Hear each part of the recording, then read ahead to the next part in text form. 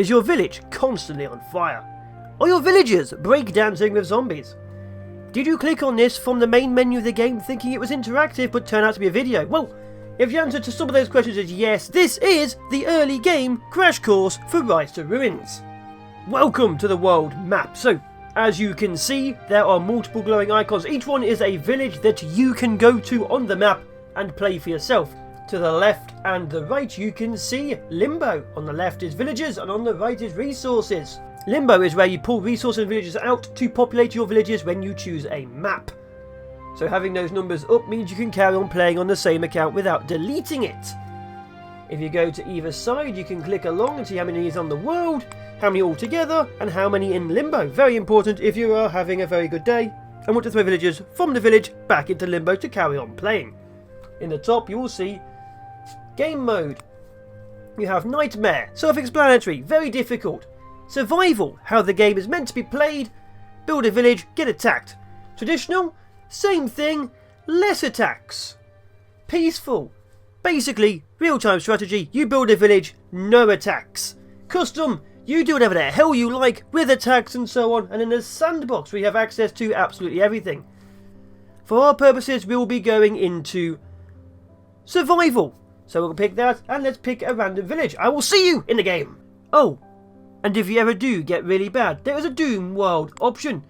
You just type reset and confirm it, and it will destroy your world. Useful if you've really done badly. Now, no matter what map you choose, the first thing you want to do is place your camp, but there's very important things to do. As you see, the time is slowly gathering. I'm going to slow it down. You can also speed up and slow down time. Do not use 3 times speed or higher after mid-game. It will destroy your system through lag. To start a camp, you need some kind of rock nearby, some kind of crystal nearby, some kind of wood nearby. Water is also preferable, and some kind of food supply. Do not put your village near flowers. They are not food. On this one here, we have potatoes. They are food, so a good place to be for these resources would probably be just here. Small walk for food and everything. And when you first start in, your building drops down from the sky and your builders come in. Let's go down. And they will slowly start building it. So, we'll quickly go on to this. If you can see here, builders, 24 of 24. That means 24 people have this job. This is your build taskbar. Each item you put down, you can change the amount of people doing it. You can up the number and lower the number. Obviously, the less people there are, the less people who can do it. But yes, you want to make sure there's always people doing the jobs you want. So there's always people doing the building job, otherwise you'll never get anything built. Before we get further into it, you need to look at the top here. It shows your population, the amount of people and available spaces for your houses, amount of barracks occupancy, total amount of ancillaries, and total buildings. The building number will be increased by upgrading your camp and in building more ancillaries. You get 1 extra ancillary for each level of your camp. So if you need more building spaces, upgrade your ancillaries, upgrade your camp, build more ancillaries. So let's get into actually building. The first thing you'll be needing is some kind of housing. We will go straight with basic tents. I would recommend building enough houses that everyone in your village eventually has a house. Basic houses have so many spaces. Tents have 6. So I am going through the game pretty fast, but your builders will gather any and all resources available. They will also mine the resources themselves for the buildings if no one else is gathering it. So to make sure they mine things, you have to look down at the bottom. We have harvest wood, which is a circle which marks wood. Red they can't reach, yellow they can reach, green they're harvesting. Same with the harvest rock icon. We also have the harvest crystal over here. And if we build farms, we'll also have harvest food and water, but we don't yet have those. So, also occasionally nomads will arrive from the outskirts to add more population to your village. But yes, if you need more resources, you just gather them yourselves. So the next thing you'll want to have is going into some kind of food. You will want to have farms. I will highly recommend getting the large farms down. They will gather food for you and grow it. They will also gather dirty water if you have designated some to water the crops. It doesn't grow that fast during summer at all and does not grow at all during winter, so you need food during autumn and spring or your village will die. I highly recommend prioritizing the farms. Also, your people will need wells and water purifiers. A water purifier will gather water from nearby water and purify it so it's drinkable. A well will just gather water from the ground. So I'd recommend having a mishmash of that. Again, I have run out of spaces, as you can see, 8 out of 8. So to do that, I'm going to have to click on my village, click upgrade and upgrade it. That will give me a couple of extra slots and a second ancillary. As I say, you need to build ancillaries to expand the amount of buildings you can do. I will now quickly let these build up and then I will come back. But another important thing. Oh yeah, this happens when the nomads join you. But yes, Granny Zellweger, very nice. As you can see up here, time has started going. You can tell what day it is, what year it is. When this gets to night time, enemies will attack you at night. The first night is a freebie. You do not get attacked on the first night. But the second night onwards, the attacks get more powerful. So be prepared. As you can see, all the buildings are complete. And let's go over to this. So now we have multiple different options for people to do things. So if you need people to harvest all the farms, you just put them over here. They will go to all the farms equally. Not just 8 in one and 0 in the other. The organisers man the ancillaries. They will grab materials and store them away. And the water masters master any and all water.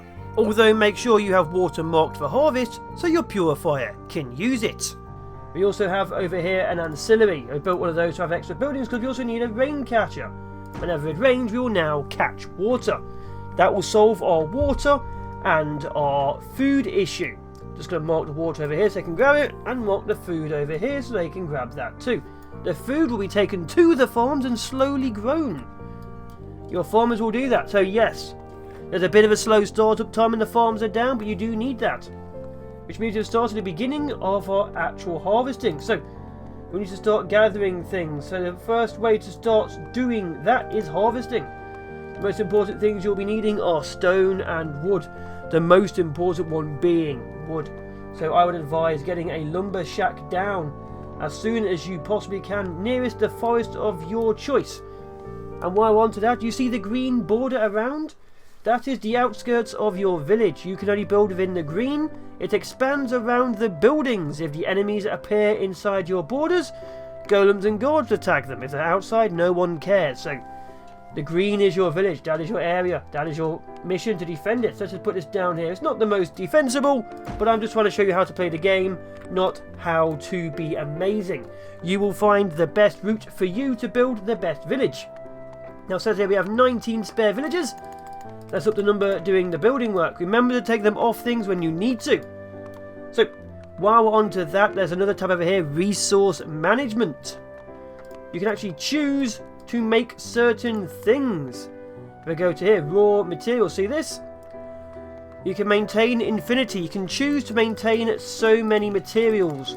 When they hit the maximum you have set, they will stop making them.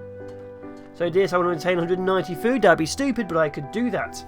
I may well decide to only maintain 100 wood. But this here, the make, you can make an extra 10 wood, and they'll go out and harvest 10 more wood over the limit you have set. So if you need more, you go to this side. As you can see, you can go across. You can see what everything needs. This needs a tool smithy, that needs a clinic. Refinery needs this kind of thing. So yes, you can see how everything is needed from different places. Like that only drops from enemies. So yes, just be advised of that so you can actually up, raise, lower and maximise infinity your resources. But yeah, let's go back to the workforce. So as you can see, people are walking around, people are doing everything. Each one is colour coded. So as you can see, the blue guys are builders, the dark blue guys just random unused villagers. That pink one is apparently a child. And as you can see, they are now gathering resources. You can see the little bars to bring to our small ancillary and to our makeshift lumber shack. Again, because no one is gathering these resources for them, the builders will gather it themselves. But it is a lot better to have the resource buildings to do it for you. So yeah, it is best to get a lumber shack down, a mining facility down, and when you can, a crystal harvestry. Now as you can see, the crystal harvestry needs boards. boards are manufactured, which we'll get to in a second when these two buildings are complete. To defend yourself, you have defences, you have guards and golems. A guard base and a guard tower, basically troops who patrol your village. The village, of course, being the green area. The golems are made from mana. I'm going to put one just here. So that will now use mana to power it. As you can see, the mana is pouring in. So you need the magic to power your troops. Nomads, who cares? So, you have three different types of golem combobulator. The stone's most powerful, the crystal's the weakest but has a range attack, and the wood golem is basically cannon fodder. Each one has a different amount of golems in it, but you need to make sure you're using them. So the golems will patrol your border again, as you can see how they're working. To make sure they fight well, you will need towers. Now a lot of these are magic towers, but some of these will require resources. I'll put down the bow tower is your main one. You've been using a lot of these. They basically are main resources. Wood, stone, crystal. Very simple. And as you can see, it requires a boiler to use. Then you have the bullet tower. Also very simple, very quick, requires the rock tumbler. Those are in the refined area. Actually, that's a lie. They are in the manufacturing area. So you will need a boyer who will grab wood and make arrows. You will require a rock tumbler.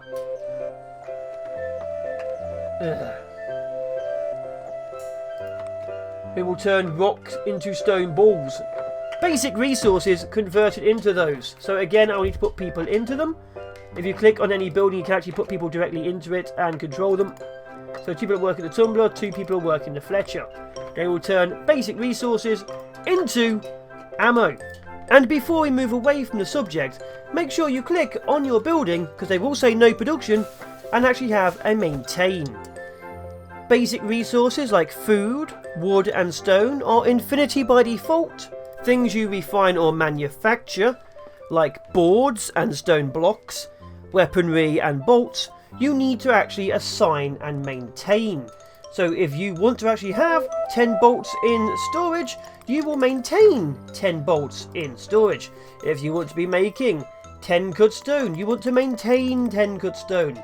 If you do not do this, they will not be built. You will have nothing maintained. You will actually have buildings not being used at all. So very importantly, if you're manufacturing, refining, anything which isn't basic resources, please click on that building and put something in maintain. It will do it for all buildings of that type, not just that building. So this makeshift boiler, all boilers will be set to maintain 10 total. All rock tumblers will be set to maintain 10 total, and all stone cutteries will be set to maintain 10 total. Please make sure you have done that, or you'll be in for a very bad time, okay? Make sure you have enough ammo to man your towers. I will quickly go through it again so you can see, because they just distracted me. You will need defences. So you have bow towers, bullet towers, elemental bolt towers, your powerful magic towers. You will be needing those, but they require a lot of resources, as you can see. They require refined boards and they require refined crystal to make. Then you have the ballista tower. It's an extremely long-range siege tower that requires refined stone. Fires very slowly, and as you can see from the actual range of it, it covers a huge amount of the map. So I'd highly recommend starting off with bow towers, bullet towers, and working your way up to the other types of towers. As you can see, there's static towers, which are sort of range lightning, as you can tell. You have spray towers, which fire really fast. Sling towers, phantom dart towers are the cheapest magic towers you can have. I'll put one just here to demonstrate. That will then power itself up again from your makeshift essence collector. So all essence is powered into your magic stuff. Make sure you are mining enough crystals. The refined crystal, by the way, is taken to your essence collectors and turned into pure power. So if you refine your crystal into the next level of crystal, you can power yourself.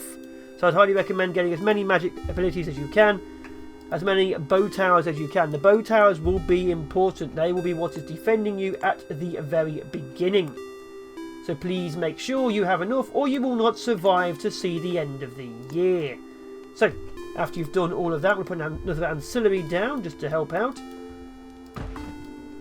You will need to defend yourself. So the basic tenets of defense are towers, golems, or guards, depending on your choice of troops, and ubiquitous wall.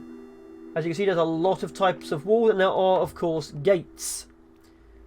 Now, the thing with walls is they block your village, as you can see here. So I can't control anything outside of that. So if you want to build outside, you have to do something else. You have to make sure that you have a fire pit. Enemies don't attack fire pits, enemies don't care, but it raises your range. So do not build a wall and then find you can't fight outside of it. So as you can see, we now have access to here. But yeah, walls will basically keep the enemies out. The enemies won't attack the wall unless they can't path inside your village. So if you wall yourself off entirely, they will attack the nearest wall.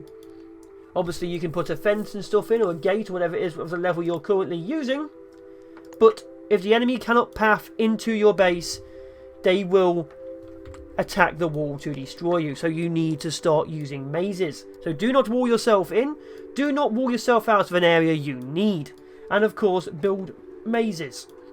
And finally, for the crash course, because we're just running everything, farmers will gather water to water their plants. If you ever need to change anything to maintain your management, you can of course go onto the buildings themselves. So I want this to maintain 10 stone for whatever reason. I want this to maintain 10 bows or 10 ballista. See that? If you don't click on these, they won't make anything. You have to maintain them yourselves. So if you do not click on these buildings, they will not make the ammunition. Do not fall for that trap and lose, like I did when the update first came out. And finally, I think that about covers everything. There are, of course, other buildings you can see, other stuff you can do, like the clinic and stuff like that. But this is just to make sure you can get into the game and not die straight away. I would recommend gates for your troops to get in and out. I'd recommend putting storages down, especially food storage. If you do not store your food, you will not have enough. Make sure you have storage. Doesn't matter what type, although food is a priority. So always make sure you have food storage, preferably near your farms, so that your people can have the food. The food, of course, will be delivered to the houses afterwards. If you do not have food stored away, you will die. Food storage, water, farms, the most important part of your village. It keeps your people alive. Everything else keeps your village alive, but the people are its blood. I think I have about covered everything. So, I have been the FallenShogun doing this Rise to Ruins tutorial. If you have any questions, please put them down in the comments, or any suggestions for a future tutorial, please tell me. But this is the early game crash course. You'll of course have a better maze of defences and a better layout. I am just running this to show you how it looks. But either way, I have been the FallenShogun. Good luck, and may you win the war of the night, because the enemy is now attacking. And of course they can't come through this area here, so we'll attack. See this? This is an enemy spawner, a graveyard spawn. You will do your best to destroy them before they start spawning huge amounts of things. The enemy will repair them. If you leave them alive, the enemy will repair them back to full strength. Destroy them as and when you can. So remember, winter is coming. The night is coming. Prepare your walls. Man your towns with actual resources. Actually, you know, make sure they're building something, as you are going to die. Your troops can pick up quivers and arrows. Make sure that is a thing that happens. And of course, make sure your mana runs strong. Take care, and see you on the battlefield. Bye-bye.